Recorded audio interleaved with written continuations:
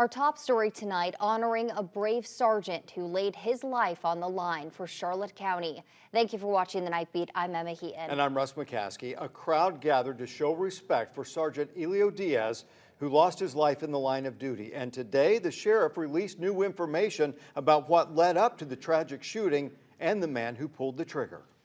Family, friends, they believe he's got a mental health issue. They know that he's taking drugs.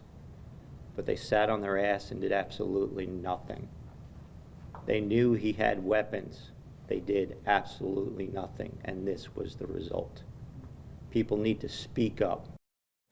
Sergeant Elio Diaz met his killer, Andrew Moiston Jr., during a traffic stop. He pulled him over because his plates showed he did not have car insurance. Diaz was with him for over an hour, trying to help him avoid getting this vehicle towed because he learned that Moiston was homeless and living out of that truck. Then things took a deadly turn. In this new video, you can see Moiston standing outside of his truck with a rifle pointed at Diaz. The sheriff says he fired at least 10 shots and the sergeant was hit multiple times. Witnesses told us Moiston left the scene like nothing happened. It took about an hour for deputies to find him at this Popeyes. Step out of the car and show me your hands! Step out of the car! Within seconds, Moiston reached for his rifle again, and the deputy had no choice but to shoot him, ending his life. The sheriff is calling her a hero tonight for protecting the community for whatever tragedy could have come next. And the Night Beat's Maddie Herron attended today's viewing and joins us now live from the Charlotte Memorial Funeral Home. Maddie, where is Sergeant Diaz tonight?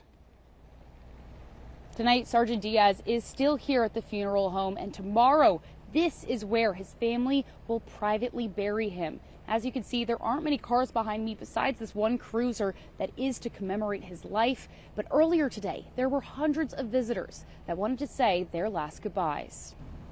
A sobering moment of silence fell over Charlotte Memorial Funeral Home Thursday, one of many to honor Sergeant Elio Diaz. They're here to protect us and we should show respect. The Charlotte County Sheriff Sergeant was killed in the line of duty Sunday.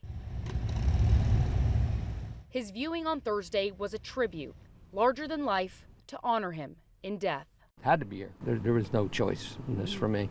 Even as strangers, it was never a question for Rich Rogers whether he would attend Diaz's viewing. With over 30 years in law enforcement, he knows how important it is just to show up. Not good. It's just not good.